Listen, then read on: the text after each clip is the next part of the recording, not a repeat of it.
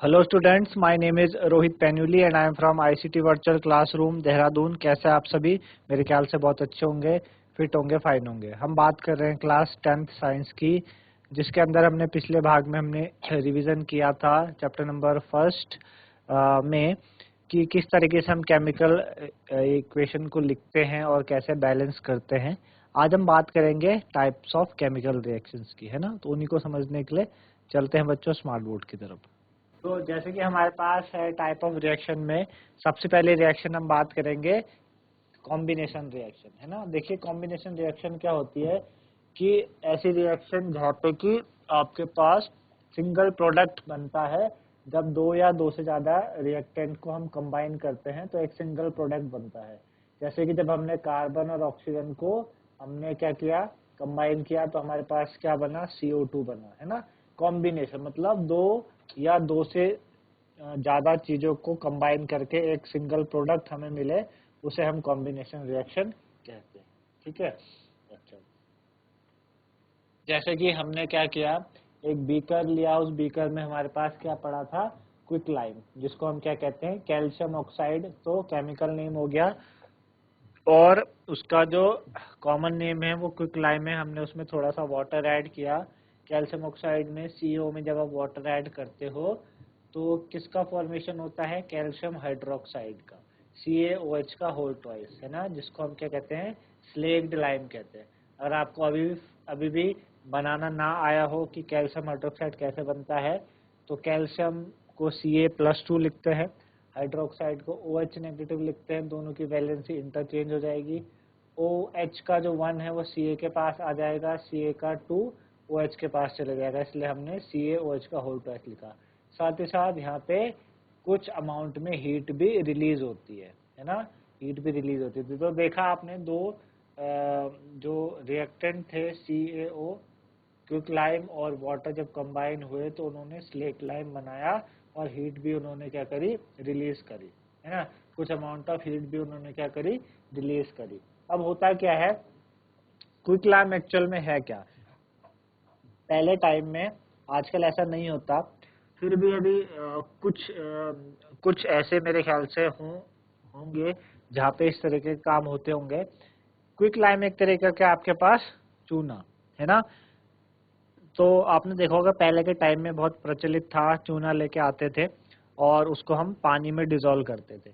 आपने देखा वो एक्सोथर्मिक प्रोसेस है, उसमें जब आप चूना पानी में डिजोल्व करें तो उससे ना आप उसके जिस भी बर्तन में हम उसको करते थे, बाल्टी वगैरह में, तो बाहर से जब हम उसको छूते थे वो गर्म सी होने लगती थी और जो शायद हमें दिखता भी था कि कुछ हीट रिलीज हो रही है, मतलब वो जो कंटेंट है वो कुछ उबल टाइप का रहा है, हमें दिखता था। हम क्या करते थे, उसी में क्या करते हैं, हम कुछ जो कलर्स वगैरह है वो ऐड करते थे और उन कलर्स वगैरह को ऐड करके फिर हम अपने घर में व्हाइट वॉश का इस्तेमाल करते थे, है ना। आजकल तो आप देखते हैं कि पहले ही मार्केट में बन बनाए कलर्स हमारे पास आते हैं, हम बस उन्हीं को हमने क्या करना होता है, अपने वॉल्स में करना होता है। तो पहले इस तरीके का काम चलता था। तो CaOH का होल ट्वाइस क्या बना था, स्लेग लाइम बना था, जब आपने कैल्शियम ऑक्साइड और वाटर को मिलाया था तो स्लेग लाइम बना था। तो हमने क्या किया, स्लेग लाइम को जब हम वॉल्स में क्या करते हैं, रब करते हैं, तो हमारे एटमॉस्फेयर में जो मौजूद कार्बन डाइऑक्साइड गैस होती है वो उस स्लेग लाइम से रिएक्ट करती है ना। उस स्लेग लाइम से क्या करती है बच्चों, रिएक्ट करती है और रिएक्ट करने के बाद, है ना, हमारे पास जो चीज ऑब्टेन होती है, यानी जो फिनिशिंग आती है हमारे दीवार में, वॉल्स में, वो आती है कैल्शियम कार्बोनेट की, जिसको कहते हैं CaCO3, है ना। ये जो थिन लेयर होती है कैल्शियम कार्बोनेट की, है ना, ये 2 से 3 दिन के बाद बनती है। यानी जब आपने सपोज जैसे आज व्हाइट वॉश करा तो आज से 2 या 3 दिन बाद वो जो ये कैल्शियम कार्बोनेट की जो लेयर है वो डिपॉजिट होने लगेगी और यही लेयर क्या करती है बच्चों, शाइन करती है, फिनिशिंग देती है आपकी वॉल्स को। तो इस तरीके से ये सारी चीजें होती है ना। तो ये बातें हमने क्यों करी, ये बातें हमने इसलिए करी क्योंकि ये हमने कॉम्बिनेशन रिएक्शन के अंडर पढ़ा, है ना। इससे कई बार क्वेश्चन भी आता है, बोर्ड में भी कई बार क्वेश्चन पुटअप हुआ है कि एक ऐसा सब्सटेंस बताइए कि जब आप उसको जो व्हाइट वॉश के लिए यूज होता हो, है ना। कई बार क्वेश्चन पूछता है बोर्ड कि right a substance which is used for white washing, है ना। वो सब्सटेंस बताइए, उसका नाम क्या होता है ना, और उसका केमिकल फॉर्मूला क्या होता है। साथ ही साथ ये भी पूछते हैं कि उसकी रिएक्शन वाटर के साथ किस तरीके से होती है। तो ये सारी चीजें मैंने आपको अभी एक फ्रेम में समझाई, है ना। तो ये आप इसको क्या कर सकते हैं बच्चों, नोट डाउन कर सकते हैं, है ना, नोट डाउन कर सकते हैं। इसी तरीके से हमारे पास और भी कॉम्बिनेशन रिएक्शन है, जैसे कि बर्निंग ऑफ कोल। जब कोयले को हम जलाते हैं तो कोयले को जलाने के लिए हमारे आसपास क्या होनी चाहिए, ऑक्सीजन होनी चाहिए। ऑक्सीजन क्या करता है, सपोर्ट करता है कंबशन को। तो आप जब कोयले को जलाते हैं, कोयला मीन्स कार्बन का कॉन्स्टिट्यूएंट है, तो क्या बनेगा आपके पास, कार्बन डाइऑक्साइड बनेगी। वाटर का जो फॉर्मेशन होता है, आप देख रहे हो H2 और O2 जब आपस में मिलते हैं तो आपके पास क्या बनता है, 2H2 बनता है, यानी वाटर मिलता है ना। तो सारी की सारी क्या है बच्चों, कॉम्बिनेशन रिएक्शन। तो मेरे ख्याल से समझ आएगी आपको कॉम्बिनेशन रिएक्शन एक्चुअल में होती क्या है ना। इन्हें आप नोट डाउन कर लीजिए पहले, फिर देन हम आगे अगली रिएक्शन की तरफ चलेंगे।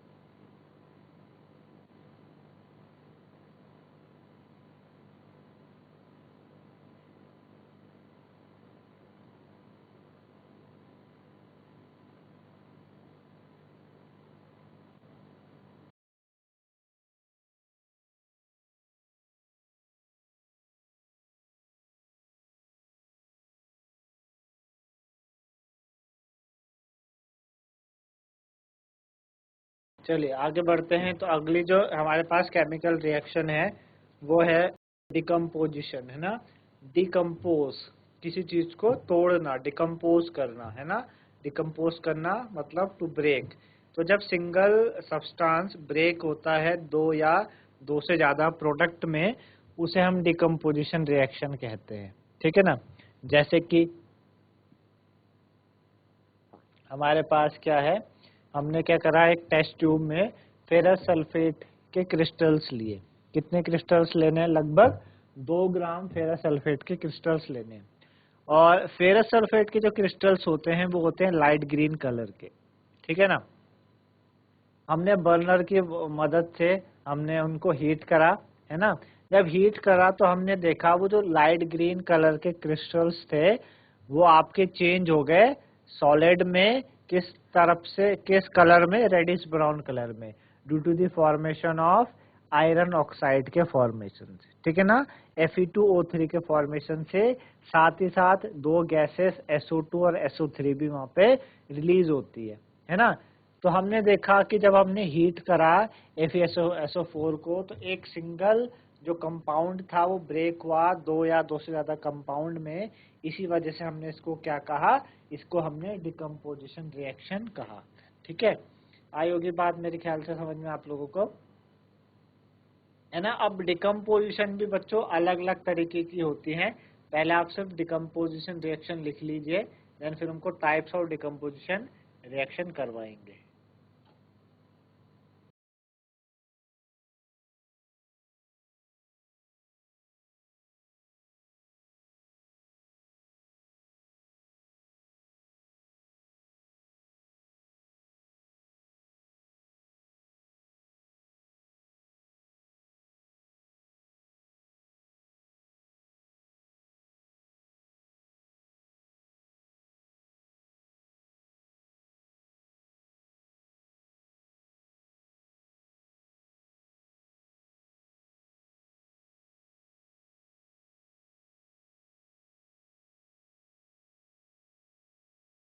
चलिए, तो आपने नोट डाउन किया होगा, आगे बढ़ें। अगला हमारे पास है थर्मल डिकम्पोजिशन, है ना। थर्मल डिकम्पोजिशन, डिकम्पोजिशन में अगली रिएक्शन थर्मल डिकम्पोजिशन। तो थर्मल डिकम्पोजिशन क्या होती है कि जब डिकम्पोजिशन हो, किसके प्रेजेंस में, आपकी हीट के प्रेजेंस में जब डिकम्पोजिशन हो, उसको हम क्या कहते हैं बच्चों, थर्मल डिकम्पोजिशन कहते हैं। जैसे आप रिएक्शन में देख रहे होंगे कि थर्मल का मतलब होता है हीट और डिकम्पोजिशन मतलब ब्रेक, है ना। जो हीट के प्रेजेंस में चीज ब्रेक हो उसको हम डिकम्पोजिशन कहते हैं। जैसे कि कैल्शियम कार्बोनेट जो कि क्या होता है लाइमस्टोन, जब आप उसको हीट देते हैं तो वो टूटता है कैल्शियम ऑक्साइड CaO में और प्लस CO2 कार्बन डाइऑक्साइड में, ठीक है ना। तो कैल्शियम ऑक्साइड और कार्बन डाइऑक्साइड में क्या होता है, ब्रेक होता है, ठीक है ना। ये चीजें ब्रेक हुई, आई बात समझ में आपको, ठीक है। जैसे कि हमारे पास लेड नाइट्रेट है PbNO3 होल ट्वाइस, इसको आपने हीट करा, हीट करने के बाद क्या हुआ, ये आपका ब्राउन कलर की फ्यूम्स वहां से निकली, है ना। तो ब्राउन कलर की फ्यूम्स किसकी होती है, नाइट्रोजन डाइऑक्साइड की होती है, NO2 की होती है। तो जब हमने हीट करा तो ये लेड ऑक्साइड PbO में कन्वर्ट हुआ और NO2 प्लस O2 में कन्वर्ट हुआ, है ना। तो ये भी डिकम्पोजिशन है, हीट के प्रेजेंस में हमने क्या किया, डिकम्पोज किया, ठीक है। चलिए, तो पहले आप ये नोट डाउन कर लीजिए थर्मल डिकम्पोजिशन।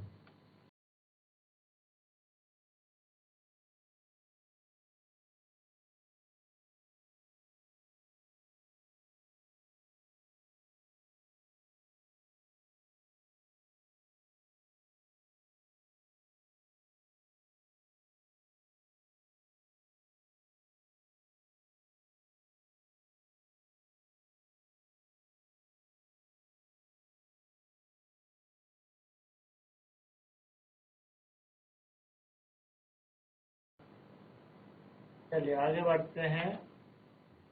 अब हमारे पास है अगली decomposition in the presence of light, है ना। लाइट के प्रेजेंस में कैसे चीजों को डिकम्पोज करते हैं। तो हमारे पास जैसे AgCl है, AgCl व्हाइट कलर का होता है ना। जब आप इसको किसी विंडो के पास पे रखते हैं जहाँ पे सनलाइट वहाँ पे पड़ रही हो, तो हमने देखा कि कुछ देर बाद जो व्हाइट कलर का सिल्वर क्लोराइड होता है वो आपका सिल्वर कलर में चेंज हो जाता है due to the formation of silver.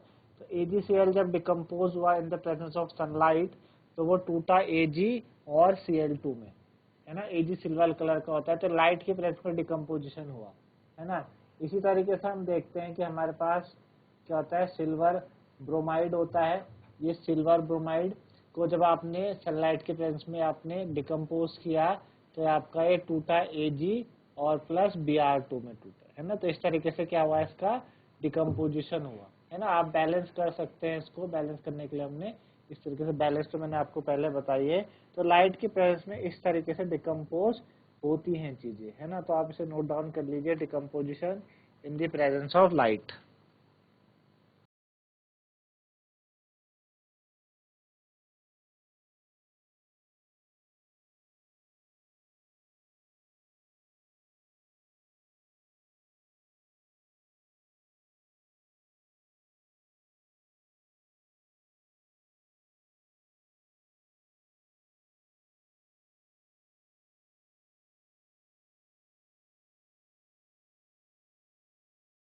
तो इस तरीके से बच्चों आज हमने बात curry type of chemical reaction में। हमने दो रिएक्शंस कॉम्बिनेशन और डिकम्पोजिशन रिएक्शन के बारे में जाना, ठीक है। डिकम्पोजिशन में हमने थर्मल डिकम्पोजिशन और लाइट के प्रेजेंस में कैसे डिकम्पोज करते हैं वो चीजें हमने समझी। तो आज के लिए इतना ही था, धन्यवाद, हैव अ नाइस डे।